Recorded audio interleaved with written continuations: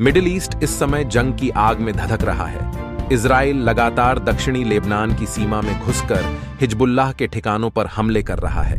Israel ने आधी रात को बेरूट में भीषण हवाई हमले किए।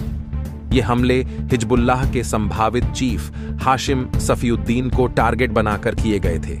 इस बीच शुक्रवार को ईरान के सुप्रीम लीडर अली खामिनी ने तेहरान की ग्रैंड मस्जिद में ईरानी हमले में मारे गए हिजबुल्लाह चीफ की याद में नमाज अदा की। इसके बाद उन्होंने हजारों की तादाद में मस्जिद में मौजूद लोगों के सामने भाषण दिया। उन्होंने दुनिया के मुसलमानों को दुश्मन के खिलाफ एकजुट होने की अपील की। ईरान के सुप्रीम लीडर अयातुल्ला अली खामिनी का भाषण खत्म होने के तुरंत बाद लेबनान की ओर से उत्तरी इजराइल की तरफ रॉकेट दागे गए।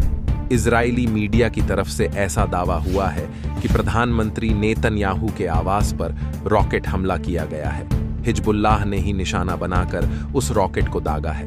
बताया जा रहा है कि जैसे ही हमला हुआ, नेतन्याहू शेल्टर में भाग गए थे। इजराइल में एक बार फिर सायरन बजने शुरू हो गए थे। ईरान के सुप्रीम लीडर खमेनेई ने कहा कि अगर जरूरत पड़ी तो हम इजराइल पर दोबारा हमला करेंगे।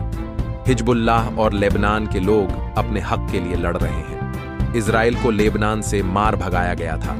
लेबनान के मुसलमानों ने अपनी इज्जत की हिफाजत की और इजराइल के खिलाफ लड़े। हमास भी फिलिस्तीनी मुस्लिमों के हक के लिए इजराइल के खिलाफ लड़ रहा है। सुप्रीम लीडर ने इजराइल के खिलाफ इस जंग में अरब के मुसलमानों से भी आग्रह किया कि वे हमारा साथ दें। उन्होंने कहा कि मैं अरब के मुसलमानों से कह रहा हूं कि हमारा साथ दो, लेबनान के लिए हम सब कुछ करेंगे।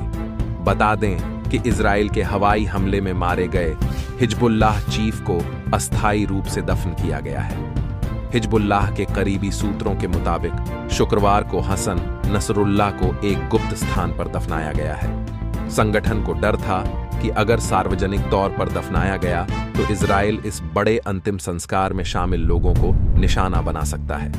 27 को हसन नसरुल्लाह को हवाई हमले में मारने के बाद इजराइल लगातार लेबनान में हमले कर रहा है।